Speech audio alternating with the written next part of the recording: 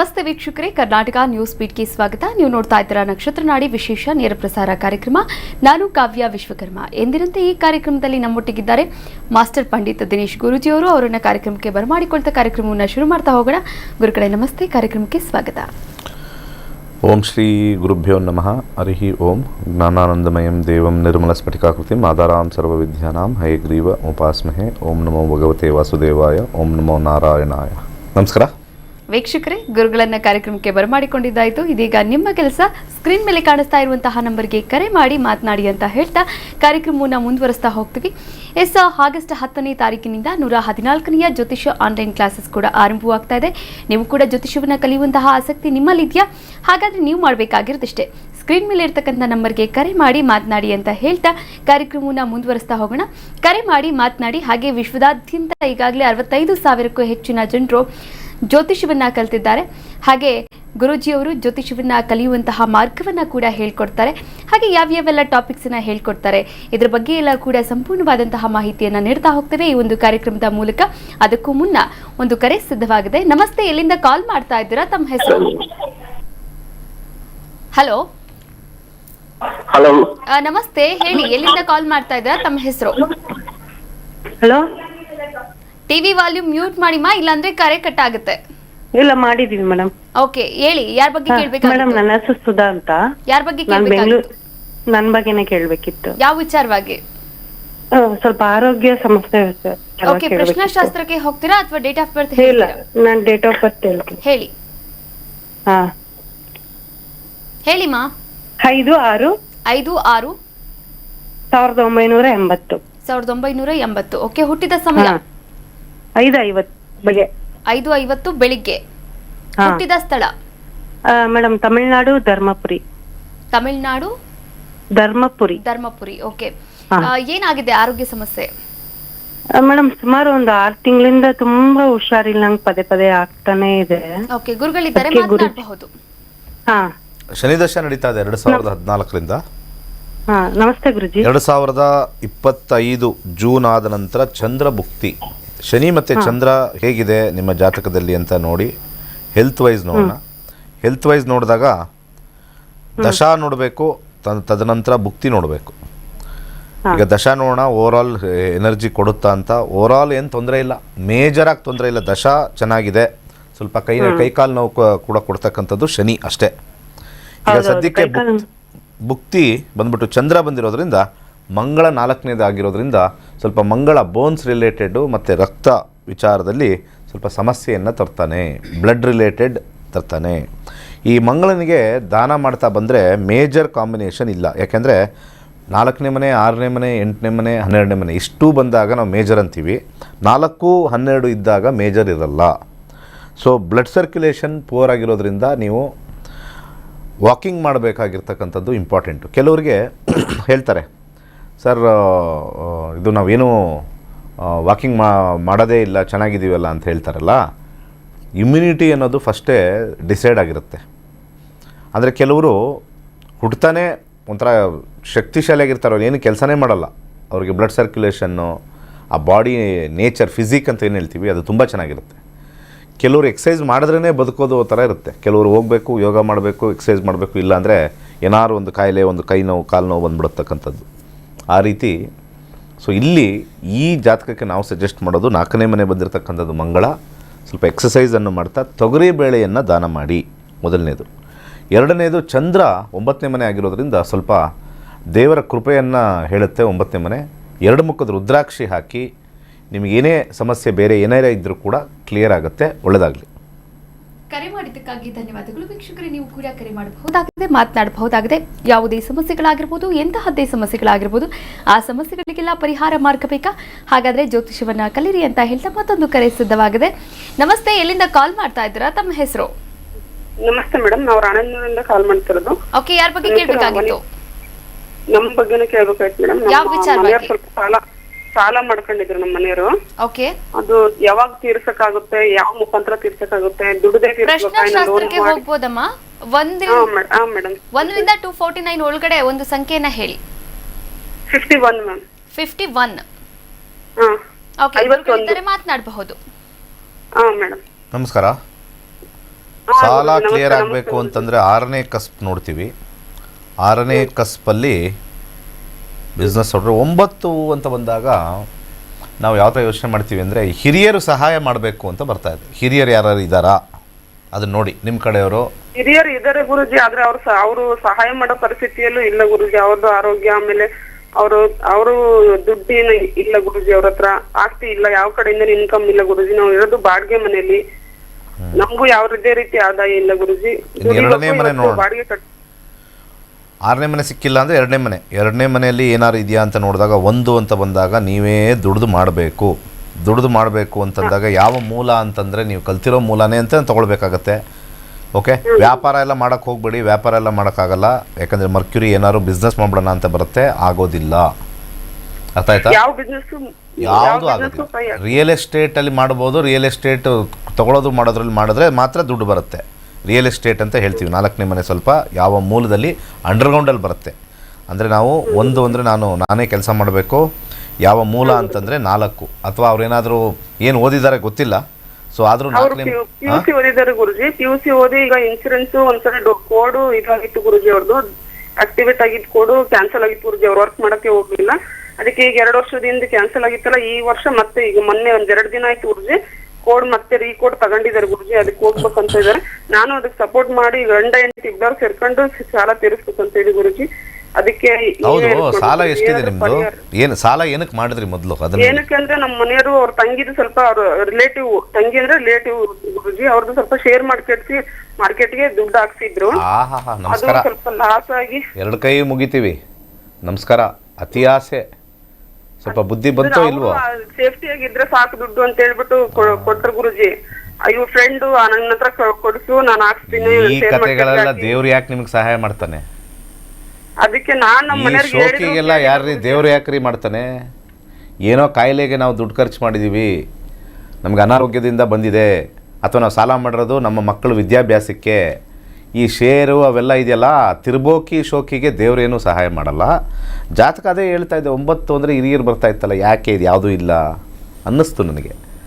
ಇಲ್ಲಿ ನಿಮ್ಮ ಯಜಮಾನರಿಗೆ ಸ್ವಲ್ಪ ಬುದ್ಧಿ ಇಲ್ಲ, ಸೋಂಬೇರಿ ಅಂತ ಅನ್ನಿಸ್ತು ಕೊನೆಗೆ. ಸೋಂಬೇರಿ ನಂಬರ್ 1 ಅವರಿದ್ದರೆ ಸ್ವಲ್ಪ ಕೇಳಿಸ್ಕೊಳ್ಳಿ. ಸೋಂಬೇರಿ ನಂಬರ್ 1 ಇವೆಲ್ಲ ಕೊಟ್ಟಾಗ ಇವಾಗ ನಮ್ಮ ಹತ್ರ ದುಡ್ಡು ಕೊಟ್ಟಿರ್ತಾನೆ ದೇವರು, ಅದನ್ನು ಬ್ಯಾಂಕಲ್ಲಿ ಇಟ್ಕೊಂಡು ಉಳಿಸ್ಕೊಂಡು ಹೋಗಬೇಕು. ಇವ್ರು ಏನು ಮಾಡ್ತಾರೆ, ಯಾವನೋ ಸಿಕ್ಕಿರ್ತಾನೆ ಫ್ರೆಂಡು, ಶೇರ್ ಮಾರ್ಕೆಟಲ್ಲಿ ದುಡ್ಡು ಹಾಕ್ಕೊಡ್ತೀನಿ, ಅದು ಮಾಡಿಕೊಡ್ತೀನಿ, ಇದು ಮಾಡಿಕೊಡ್ತೀನಿ. ಶೇರಲ್ಲಿ ದುಡ್ಡು ಮಾಡಿರೋರು ಒಬ್ಬರೂ ಇಲ್ಲ. ಒಂದು 2%, 3% ಇರ್ಬೋದು ಅಷ್ಟೇ. ಅದು ಸುಮ್ಮನೆ ಒಂದು ಸ್ವಲ್ಪ ಇಡ್ಲಿಗೆ ಚಿತ್ರಾನ್ನಕ್ಕೆ ಮಾಡ್ಕೊಂಡಿರ್ತೀರ ಅಷ್ಟೇ. ಬರ್ಕೊಡ್ತೀನಿ ಶೇರಲ್ಲಿ 95% ದುಡ್ಡು ಮಾಡಿಲ್ಲ, 5% ದುಡ್ಡು ಮಾಡಿರ್ತಾರೆ. ಅದು ಜಾತಕದಲ್ಲಿ ಇರಬೇಕು. ಸೊ ಇವ್ರು ಹೋಗಿ ಫ್ರೆಂಡ್ಗಳೆಲ್ಲ ಇರ್ತಾರಲ್ಲ, ತಲೆಕೆಟ್ಟ ಫ್ರೆಂಡ್ಗಳೆಲ್ಲ, ಏನು ಮಾಡೋಕ್ಕಾಗಲ್ಲ. ನೀವು ಜ್ಯೋತಿಷ ಕಲೀರಿ, ಜ್ಯೋತಿಷದಲ್ಲಿ ದುಡ್ಡು ಮಾಡ್ಬೋದು. ಅಂಥದ್ದೆಲ್ಲ ಕಷ್ಟ ಬೀಳೋಕ್ಕಾಗಲ್ಲ ಜನಗಳಿಗೆ. ಜ್ಯೋತಿಷ್ಯ ಕಲಿತು ನಿಮ್ಮ ಜೀವನನೂ ನೋಡ್ಕೊಳ್ಳಿ, ಕೊಡೋಕ್ಕಿಂತ ಮುಂಚೆ ದುಡ್ಡು ವರ್ಕ್ ಆಗುತ್ತೋ ಇಲ್ವೋ ಅಂತಲೂ ನೋಡ್ಬೋದು. ಚೆನ್ನಾಗಿ ಸಂಪಾದನೆ ಮಾಡ್ಬೋದು. ನಮ್ಮಲ್ಲಿ ಹೇಳ್ತಾ ಇದ್ದೀನಲ್ಲ, ನಮ್ಮಲ್ಲಿ ಎಷ್ಟೋ ಜನ ಕಲಿತು 2 ಲಕ್ಷ ಸಂಪಾದನೆ ಮಾಡ್ತಾಯಿದ್ದಾರೆ. 2 ಲಕ್ಷ. ಬುದ್ಧಿ ಇಲ್ಲ ಜನಗಳಿಗೆ. ಯಾಕಂದರೆ ಮಾರ್ಕೆಟು ಭಾಳ ದೊಡ್ಡದಿದೆ. ಜ್ಯೋತಿಷ್ಯದ ಮಾರ್ಕೆಟು ತುಂಬ ದೊಡ್ಡದಿದೆ. ಸರಿಯಾಗಿರ್ತಕ್ಕಂಥ ಮಾರ್ಗದರ್ಶನ ಎಷ್ಟೋ ಜನ ಕೊಡ್ತಾಯಿಲ್ಲ. 1. 2ನೇದು, ಇದರಲ್ಲಿ 30 to 40% ಮೋಸ ಮಾಡೋರು ಇದ್ದಾರೆ. ಅಂದರೆ ಇದರಲ್ಲಿ ಅರ್ಥ ಮಾಡ್ಕೊಂಬಿಟ್ಟಿದ್ದಾರೆ. ಮಾನಸಿಕವಾಗಿ ಕುಗ್ಗಿರ್ತಾರೆ ಇಂಥವರೆಲ್ಲ, ತಲೆಕೆಟ್ಟವ್ರು ಬರ್ತಾರಲ್ಲ, ಇಂಥವ್ರ ಕೈಲಿ ಪೂಜೆ ಮಾಡಿಸ್ಬಿಡೋದು. Very simple. ದೊಡ್ಡ ದಂಡ ಗಿಂಡ ಎಲ್ಲ ಇಟ್ಕೊಂಡು ತಪ್ಪ ರುದ್ರಾಕ್ಷಿ ಹಾಕ್ಕೊಂಡು ವಿಭೂತಿ ಹಾಕೊಂಡು ಬಂದುಬಿಟ್ರೆ ಇವ್ರದ್ದು ಏನು ಸಾಲ ಇರುತ್ತೋ ಫುಲ್ ತೀರಿಸ್ಬಿಟ್ಟು ಕ್ಲಿಯರ್ ಮಾಡಿಬಿಡ್ತಾರೆ. ಫಸ್ಟ್ ಆಫ್ ಆಲ್ ಪ್ರಾಬ್ಲಮ್ ಆದಾಗ ಇಂಥ ವೇಷಧಾರಿಗಳು ಬಂದು ಮತ್ತಷ್ಟು ಪ್ರಾಬ್ಲಮ್ ಮಾಡ್ತಾರೆ. ಜಾತಕದಲ್ಲಿ ಇದೆಯಾ ಇಲ್ವಾ, ತೀರ್ಸೋಕ್ಕಾಗುತ್ತೋ ಇಲ್ವೋ ಅಷ್ಟೇ ನೋಡ್ಬೋದು. ಇವ್ರ ಜಾತಕದಲ್ಲಿ ಸೆಲ್ಫ್ ಎಫರ್ಟಿಂದ ಮಾತ್ರ ಮಾಡ್ಬೋದು. ಸಾಲ ಎಲ್ಲಿಂದ ಮಾಡಿದ್ರು, ಯಾರಿಂದ ತೊಗೊಂಡೋಗಿ ಕೊಟ್ಟರು, ನಿಮ್ಮ ದುಡ್ಡ ಯಾರು ದುಡ್ಡು, ಅದನ್ನು ನೋಡ್ಕೊಳ್ಳಿ ಫಸ್ಟು. ಒಟ್ಟಿನಲ್ಲಿ ನಾನು ಶೇರ್ ಮಾರ್ಕೆಟ್ ಅಂತ ಅನ್ನಿಸ್ತು ಅವಾಗಲೇ, ಅದಕ್ಕೆ ಸುಮ್ಮನಾದೆ.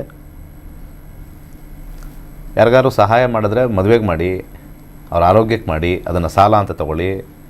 ಈ ಶೋಕಿಗೆಲ್ಲ ಸಾಲ ಮಾಡಿಕೊಂಡ್ರೆ ದೇವ್ರು ಏನಕ್ಕೆ ಮೆಚ್ತಾನೆ? ದೇವ್ರು ಕೊಟ್ಟಿದ್ದು ನಿಮಗೆ, ನೀವು ಎಂಜಾಯ್ ಮಾಡಿ ಅಂತ. ನೀವು ಮಸಾಲೆ ದೋಸೆ ತಿನ್ನಿ ಅಂತ ಕೊಟ್ಟರು. ಈಗ ಅವನು ಕೊಟ್ಟು ನಾನು 2 ಮಸಾಲೆ ದೋಸೆ ತಿಂತೀನಿ ಅಂತ ಅನ್ನಿಸ್ದಾಗ ಇನ್ನೊಬ್ಬನು ಕೊಡ್ತಾರಲ್ಲ, ನನಗೆ ಲಾಭ ಜಾಸ್ತಿ ಬರುತ್ತೆ, ನಾನು 2 ಮಸಾಲೆ ದೋಸೆ ತಿನ್ಬೋದು ಅಂತ. ಇರೋ ಮಸಾಲೆ ದೋಸೆನೂ ಕಳ್ಕೊತೀರಾ. ಓಕೆ, ಕಾಲ್ ಮಾಡಿದ್ದಕ್ಕಾಗಿ ಧನ್ಯವಾದಗಳು. ಮತ್ತಷ್ಟು ಮಾತನಾಡ್ತಾ ಹೋಗೋಣ ಈ ಒಂದು ಕಾರ್ಯಕ್ರಮದಲ್ಲಿ. ಮತ್ತೊಂದು ಕರೆ ಸಿದ್ಧವಾಗಿದೆ. ನಮಸ್ತೆ, ಎಲ್ಲಿಂದ ಕಾಲ್ ಮಾಡ್ತಾ ಇದ್ದೀರಾ? ತಮ್ಮ ಹೆಸರು? ನಮಸ್ತೆ ಮೇಡಮ್, ನಾನು ವೀರಭದ್ರಯ್ಯ ಅಂತ ಹೇಳಿ ಬೆಂಗಳೂರಿಂದ ಕಾಲ್ ಮಾಡ್ತಾ ಇದ್ದೀನಿ. ಯಾರ ಬಗ್ಗೆ ಕೇಳಬೇಕಾಗಿತ್ತು ವೀರಭದ್ರಯ್ಯ? ನನ್ನ ಬಗ್ಗೆನೇ ಕೇಳಬೇಕಾಯ್ತು ಮೇಡಮ್. ಯಾವ ವಿಚಾರವಾಗಿ? ಮದುವೆ ವಿಚಾರವಾಗಿ ಮೇಡಮ್. ಓಕೆ, ನಿಮ್ಮ ಡೇಟ್ ಆಫ್ ಬರ್ತ್ ಹೇಳಿ. ಮದುವೆ ಮತ್ತು ನಂದು ಒಂದು ಸ್ವಲ್ಪ ವ್ಯಾಸಂಗ ಮಾಡ್ತಾ ಇದ್ದೀನಿ, ಅದ್ರ ಬಗ್ಗೆ ಕೇಳಬೇಕು. ಡೇಟ್ ಆಫ್ ಬರ್ತ್ ಹೇಳಿ. 23/01/1995. 23/1/1995. 1995. ಓಕೆ, ಹುಟ್ಟಿದ ಸಮಯ? ಹುಟ್ಟಿದ ಸಮಯ ಬೆಳಿಗ್ಗೆ 9:15. ಬೆಳಿಗ್ಗೆ 9:15. ಓಕೆ, ಹುಟ್ಟಿದ ಸ್ಥಳ? ಬಾದಾಮಿ. ಬಾದಾಮಿ. ಏನ್ ಮಾಡ್ಕೊಂಡಿದ್ದೀರಾ? ಮೇಡಮ್ ಇವಾಗ ನಾನು ಪ್ರೆಸೆಂಟ್ ಡಿಸೈನ್ ಇಂಜಿನಿಯರ್ ಆಗಿ ವರ್ಕ್ ಮಾಡ್ತಾ ಇದ್ದೀನಿ. ಓಕೆ, ಗುರುಗಳಿದ್ದಾರೆ, ಮಾತನಾಡಬಹುದು. ಓಕೆ. ಹಲೋ, ಹೇಳಿ. ನಮಸ್ಕಾರ. ನಮಸ್ತೆ ಸರ್. ಅದೇ ಹೇಳಿ. ಸ್ವಲ್ಪ ನಂದು ಮದುವೆ ಬಗ್ಗೆ ಒಂದ್ ಸ್ವಲ್ಪ ಕೇಳ್ಬೇಕಾಯ್ತು. ಹಂಗೆ ನಂದು ಉದ್ಯೋಗ ಮತ್ತೆ ಸೊ ಕಲಿಯಕ್ಕೆ ಆಸೆ ಇಲ್ಲ ಅಂತ ಹೇಳ್ಬಿಡಿ ಬಾಯಲ್ಲಿ. ಸರ್, ಜ್ಯೋತಿಷ ಕಲಿಯಕ್ಕೆ ಆಸೆ ಇಲ್ಲ ಅಂತ ಹೇಳ್ಬಿಡಿ. ಜ್ಯೋತಿಷ್ಯ ಕಲಿಯಕ್ಕೆ ಕಲಿಯಕ್ಕೆ ಅದು ಇಂಟ್ರೆಸ್ಟ್ ಇಲ್ಲ ಸರ್. ನಾನೀಗ ಯಾಕೆ ಇಂಟ್ರೆಸ್ಟ್ ಇಲ್ಲ ಅಂತಂದರೆ, ಯಾವತ್ತಾರು ಒಂದು ದಿವಸ ದೇವರು ಹಾಳಾಗಲಿ ಅಂತ ಒಂದು ಇಟ್ಟಿರ್ತಾನೆ, ಬರೆದಿಟ್ಟಿರ್ತಾನೆ. ತಿಳ್ಕೊಂಬಿಟ್ರೆ ಕಷ್ಟ ಅಂತ ದೇವ್ರಿಗೂ ಗೊತ್ತು. ದೇವ್ರದ್ದೊಂದು ಸ್ಕ್ರಿಪ್ಟ್ ಇರ್ತದೆ, ಕೆಲವ್ರು ಹಾಳಾಗಬೇಕು ಅಂತ. ತಿಳ್ಕೊಂಬಿಟ್ರೆ ನನ್ನ ಕೆಲಸ ಹಾಳಾಗುತ್ತೆ ಅಂತ ಎಷ್ಟೋ ಜನ ಕಲ್ಸೋಕ್ಕೆ ಬಿಡಲ್ಲ, ಮೈಂಡ್ ಬಿಡಲ್ಲ. ಗುರು ಆಗಿರೋನು ಹರಮುನಿದರು ಗುರು ಕಾಯುವನು ಅಂತ ಯಾಕೆ ಹೇಳ್ತಾರೆ ಅಂದರೆ, ಕೆಲವೊಂದು ಸರಿ ತೋರಿಸ್ತಾನೆ, ಕಲ್ತ್ಕೊಳ್ಳಿ ಅಂತ. ಗುರುವಾಕ್ಯವನ್ನು ಕೇಳಿದಾಗ ಹರ ಸುಮ್ಮನಿರ್ತಾನೆ. ಗುರುವಾಕ್ಯವನ್ನು ಕೇಳ್ಕೊಂಡು ನೀನು ಹೋಗಿದ್ಯಲ್ಲಪ್ಪ, ಸರಿ ಹೋಗಪ್ಪ ಅಂತ ಹೇಳ್ತಾರೆ. ಇದನ್ನು ತುಂಬ ಜನಕ್ಕೆ ಅರ್ಥ ಆಗಲ್ಲ, ಏನು ಮಾಡೋಕ್ಕಾಗಲ್ಲ. ಸೊ 15 ದಿವಸದಲ್ಲಿ ನಿಮ್ಮ ಜೀವನನ ಯಾವಾಗ ಏನು ಮಾಡ್ಬೋದು, ಯಾವ ರೀತಿ ನಾವು ಪ್ಲ್ಯಾನ್ ಮಾಡ್ಬೋದು. ವಿವಾಹ ಆಗಿಲ್ಲ ಅಂತ ಹೇಳ್ತಾ ಇದ್ದೀರಾ, ಜಾತಕ ಮತ್ತು ಯಾಕೆ ಬೇಕು ನಿಮಗೆ? ಯಾರನ್ನಾರು ನೋಡಿ ಮದುವೆ ಹಾಕ್ಕೊಳ್ಳಿ. ನಿಮ್ಮ ಮನೇಲಿ ಯಾಕೆ ಜಾತಕ ನೋಡ್ಬೇಕಂಗಾರೆ ಅಲ್ವಾ? ಗುರುದಶ ನಡೀತಾ ಇದೆ 2023ರಿಂದ 26ವರೆಗೂ, ನವಂಬರ್ವರೆಗೂ ಕೇತು. 2026 ನವಂಬರ್ ಆದಮೇಲೆ ಮದುವೆ ಆಗೇ ಆಗುತ್ತೆ. ಯಾಕೆಂದರೆ ಶುಕ್ರ ಬರ್ತಾನೆ. ಶುಕ್ರ ವಿವಾಹವನ್ನು ಕೊಡ್ತಾನೆ. ಶುಕ್ರ ವಿವಾಹವನ್ನು ಕೊಟ್ಟು ನಿಮಗೆ 2027ಕ್ಕೆ ವೈವಾಹಿತ ಅಂತ ಹೆಸರು ಬಿರುದು ಬರುತ್ತೆ. ಯಾಕೆಂದರೆ ಶುಕ್ರನ ಕಾಂಬಿನೇಷನ್ ಯಾವಾಗಲೂ ಕೂಡ 2-7-11 ಇಲ್ಲ ಅಂದರೂ ಕೂಡ ವಿವಾಹ ಕೊಟ್ಟೇ ಕೊಡ್ತಾನೆ. ಕೇತು ಉದ್ಯೋಗವನ್ನು ಚೆನ್ನಾಗೇ ಕೊಡ್ತಾ ಇದ್ದಾನೆ, ಆದರೆ ನಿಮಗೆ ಟೆನ್ಷನ್ಸ್ ಜಾಸ್ತಿ. 8-6 ಇರ್ತಕ್ಕಂಥದ್ದು ಚಂದ್ರ. ಇಲ್ಲಿ ಕಾಂಬಿನೇಷನಲ್ಲಿ 8-6 ಇರ್ತಕ್ಕಂಥದ್ದು. ಈ ಕಾಂಬಿನೇಷನ್ ಹೋಗಬೇಕು ಅಂದರೆ ಅಕ್ಕಿ ದಾನ ಮಾಡಿ, ಟೆನ್ಷನ್ಸ್ ಕಮ್ಮಿ ಆಗುತ್ತೆ ಜಾಬಲ್ಲಿ. ಒಳ್ಳೆಯದಾಗಲಿ. ಕರೆ ಮಾಡಿದ್ದಕ್ಕಾಗಿ ಧನ್ಯವಾದಗಳು. ಹೆಚ್ಚಿನ ಮಾಹಿತಿ ಬೇಕಾದಲ್ಲಿ ಗುರುಜಿಯವರ ನಂಬರ್ಗೆ ನೇರವಾಗಿ ಕರೆ ಮಾಡಬಹುದಾಗಿದೆ, ನೇರವಾಗಿ ಭೇಟಿ ಮಾಡಿ ಮಾತನಾಡಬಹುದಾಗಿದೆ. ಮತ್ತೊಂದು ಕಾಲ್ ಸಿದ್ಧವಾಗಿದೆ. ನಮಸ್ತೆ, ಎಲ್ಲಿಂದ ಕಾಲ್ ಮಾಡ್ತಾ ಇದ್ದೀರಾ? ತಮ್ಮ ಹೆಸರು? ನಮಸ್ತೆ, ಎಲ್ಲಿಂದ ಕಾಲ್ ಮಾಡ್ತಾ ಇದ್ದೀರಾ? ತಮ್ಮ ಹೆಸರು ಹೇಳಿ. ಮೈಸೂರಿಂದ. ಓಕೆ, ಯಾರ ಬಗ್ಗೆ ಕೇಳಬೇಕಾಗಿತ್ತು? ದೇವಣ್ಣ. ಯಾರ ಬಗ್ಗೆ ಕೇಳಬೇಕಾಗಿತ್ತು? ನನ್ನ ಬಗ್ಗೆನೆ. ಯಾವ ವಿಚಾರವಾಗಿ ಸರ್? ವ್ಯವಹಾರ ಏರುಪೇರು ಒಂದು 2 months 3 months ಇಂದ ಅಷ್ಟೇ ಗ್ರಹಗತಿ. ಸರ್, ಟಿವಿ ನೋಡ್ಕೊಂಡು ಮಾತಾಡ್ತಿದ್ರೆ, ಇಲ್ಲಾಂದ್ರೆ ಟಿವಿ ಇರೋ ಪ್ಲೇಸ್ ಸ್ವಲ್ಪ ಹೊರಗಡೆ ಬಂದ್ಬಿಡಿ. ಹೊರಗಡೆ ಬಂದಿದ್ದೀನಿ. ಇಲ್ಲ, ಮ್ಯೂಟ್ ಮಾಡ್ಕೊಬಿಡಿ. ಓಕೆ, ನಿಮ್ಮ ಪ್ರಶ್ನೆ ಏನು ಇವಾಗ? ಏನಿಲ್ಲ, ನಮ್ ಟೈಮ್ ಆಗಿದೆ. ಟೈಮ್ ಹೇಗಿದೆ? ಗುರುಗಳಿದ್ದಾರೆ, ಮಾತನಾಡಬಹುದು. ಡೇಟ್ ಆಫ್ ಬರ್ತ್ ಹೇಳಿ ಸರ್. ನಮಸ್ಕಾರ ಸರ್. ಡೇಟ್ ಆಫ್ ಬರ್ತ್ ಹೇಳಿ. 7ನೇ ತಾರೀಕು 8ನೇ ತಿಂಗಳು 1969ನೇ ಇಸ್ವಿ, ಗುರುವಾರ ನೈಟ್. ನೈಟ್ ಅಂದರೆ ಟೈಮ್ ಹೇಳಬೇಕು. ನೈಟ್ ಅಂದರೆ 8 ಗಂಟೆಯಿಂದನೂ ನೈಟೇ ಅಲ್ಲ, ಅದೊಂಚೂರು ಟೈಮ್ ಕರೆಕ್ಟ್ ಇಲ್ಲ, ಮರ್ತಿದ್ದೀನಿ. ಎಷ್ಟಿರ್ಬೋದು? ಮರ್ತಿದ್ದೀರಾ ಅಂದರೆ ಸ್ವಲ್ಪ ಹೇಳಿದ್ರೆ ಕರೆಕ್ಟಾಗಿ. ಒಂದು 10 ಗಂಟೆ, 8:30ಯಿಂದ 10 ಗಂಟೆ ಒಳಗೆ. 8:30ಯಿಂದ 10 ಗಂಟೆ ಏನು 1.5 ಅವರ್ ಉಟ್ತಾನೇ ಇದ್ರಿ ನೀವು? 8.5 ಅವರ್ ಉಟ್ತಾನೇ ಇದ್ರು ಅವರು, ನಿಲ್ಲಿಸಲೇ ಇಲ್ಲ, ಉಟ್ತಾನೇ ಇದ್ರು. 21:30 ಲಗ್ನ ಸೇಮ್. ಹುಟ್ಟಿದ ಊರು ಆದ್ರೆ ಹೇಳಿ ಹೋಗ್ಲಿ. ಮೈಸೂರು. ಅಲ್ಲ, 2 ತಿಂಗಳಿಗೆ ಅಲ್ಲಾಡೋದ್ರೆ ಹೆಂಗೆ ನೀವು? ಎಷ್ಟೆಷ್ಟು ಜನ ಈಗ ವಿಜಯ್ ಮಲ್ಯ ಅವರೆಲ್ಲ 19 ವರ್ಷ ಓಡೋದ್ರು. ನೀವು 2 ತಿಂಗಳಿಗೆ ಅಲ್ಲಾಡ್ತಾ ಇದ್ದೀರಲ್ಲ, ಏನಿಗೆ ಕತೆ? ಲಗ್ನ ನೋಡೋಣ. ಲಗ್ನ 9 ಡಿಗ್ರಿ ಬಂದಿದೆ ಅಂತಂದರೆ, 9 ಡಿಗ್ರಿ ಅಂದರೆ 9 4s 36, ಹಾಫ್ ಆನ್ ಅವರ್ಗಿನ ಮುಂಚೆ ಅಂದರೆ 9 ಗಂಟೆಯಿಂದ ಲಗ್ನ ಬದಲಾಗಿದೆ. 9 ಗಂಟೆಯಿಂದ ಲಗ್ನ ಬದಲಾಗಿದೆ ಅಂದರೆ 2031 ಶನಿ 4ನೇ ಮನೆ. ಏನು ಬಿಸ್ನೆಸ್ ಮಾಡ್ತಾ ಇದ್ದೀರಾ? ಅದ್ರ ಮೇಲೆ ನಾನು ಚೆಕ್ ಮಾಡಿ. ಸ್ವೀಟ್ಸು. ಸೊ 4ನೇ ಮನೆ ಯಾವುದೋ ಬ್ರ್ಯಾಂಡೆಡ್ ಸ್ವೀಟ್ ಅನ್ಸುತ್ತಲ್ಲ ನಿಮ್ಮದು? ಹೌದು ಹೌದು ದೊಡ್ಡ ಬ್ರ್ಯಾಂಡೆಡ್ ಸ್ವೀಟ್, ಯಾಕಂದ್ರೆ 4ನೇ ಮನೆ ಅಂದರೆ ಬ್ರ್ಯಾಂಡ್ ಬರುತ್ತೆ ಇಲ್ಲಿ. ಹೌದು ಹೌದು ಹೌದು ಹೌದು. ತುಂಬ ದೊಡ್ಡ ಬ್ರ್ಯಾಂಡೆಡ್ ಸ್ವೀಟ್ ಇದೇನು ಇಲ್ಲ ಸರ್. ಇಲ್ಲಿ ನಿಮ್ಮ ಕೆಲಸಗಾರರು ಅಂತ ನಾವು ತಗೊಳ್ತೀವಿ. ಕೆಲಸಗಾರರು ಸ್ವಲ್ಪ ಕಾನ್ಸಂಟ್ರೇಷನ್ ಮಾಡಿದ್ರೆ, ಸರ್ವಿಸ್ ಮಾಡಿದ್ರೆ ಚೆನ್ನಾಗೇ ಹೋಗುತ್ತೆ. There is no Correct, sir. Problem in your ಹೌದು, ಬಿಸ್ನೆಸ್. ಹೌದು. ಓಕೆ, ಸ್ವಲ್ಪ ಶನಿ ಬಂದಿರೋದ್ರಿಂದ 2012ರಿಂದನೂ ನಿಮ್ಮದು ಬ್ರ್ಯಾಂಡ್ ಚೆನ್ನಾಗಾಗಿದೆ, 2012ಇಂದ. ಈಗ ಸದ್ಯಕ್ಕೆ ರಾಹು ಭುಕ್ತಿ ಬಂದು ಒಂದು ಸ್ವಲ್ಪ ಪಿಲ್ಫ್ರೇಜ್ ಅಂತ ನಾವು ಕರಿತೀವಿ. 12ನೇ ಮನೆ ಪಿಲ್ಫ್ರೇಜ್ ಅಂದರೆ ಸ್ವಲ್ಪ ಕ್ವಾಲಿಟಿ, ಆಮೇಲೆ ಮಾಡೋವಂಥ ಒಂದು ಹದ, ಅಥವಾ ಏನಾದ್ರು ಒಂದು ಕ್ವಾಲಿಟಿ. ಮುಂಚೆ ಒಂದು ಫೇಮಸ್ ಇರ್ತೀರ, ಯಾವುದ್ರಲ್ಲ ಒಂದು ಲಡ್ಡೂಲ್ ಫೇಮಸ್ಸು, ಮೈಸೂರು ಪಾಕಲ್ಲ ಫೇಮಸ್ಸು ಇರುತ್ತೆ. ಅದರಲ್ಲಿ ಸ್ವಲ್ಪ ಒಂದು ಮಂತ್ರ ಹೇಳ್ತೀನಿ, ಅದನ್ನು ಹೇಳಿ ಆಟೋಮೆಟಿಕ್ಕಾಗಿ ಕಾಂಬಿನೇಷನ್ನು ಚೇಂಜ್ ಆಗುತ್ತೆ. ಆ ಸಿಂಪಲ್ ಮಂತ್ರನ ಚಾಂಟ್ ಮಾಡಿ, ಓಂ ಶುಂ ಶುಕ್ರಾಯ ನಮಃ ಅಂತ ಹೇಳಿ ಸಾಕು. ಅಲ್ಲಿ ಕೆಲಸದಲ್ಲಿ ಕೂತ್ಕೊಳ್ಬೇಕಾದ್ರೆ ಓಂ ಶುಂ ಶುಕ್ರಾಯ ನಮಃ ಅಂತ ಹೇಳಿ 21 ಡೇಸಲ್ಲಿ ಇದು ಕರೆಕ್ಟ್ ಆಗುತ್ತೆ. ಮೇಜರ್ ಪ್ರಾಬ್ಲಮ್ ಇಲ್ಲ. ಮತ್ತು ಗುರುಭುಕ್ತಿ ಬಂದಾಗ ಮತ್ತೆ ರೀಕರೆಕ್ಟ್ ಆಗುತ್ತೆ. ಇದು ಗುರುಭುಕ್ತಿ ಬಂದಾಗ ರೀಕರೆಕ್ಟ್ ಆಗುತ್ತೆ. ಗುರುಭುಕ್ತಿ ಸ್ವಲ್ಪ 2028ಗೆ ಬರುತ್ತೆ, ಅಲ್ಲಿವರೆಗೂ ಸ್ವಲ್ಪ ಸ್ಲ್ಯಾಗ್ ಇರುತ್ತೆ. ಒಳ್ಳೆಯದಾಗಲಿ.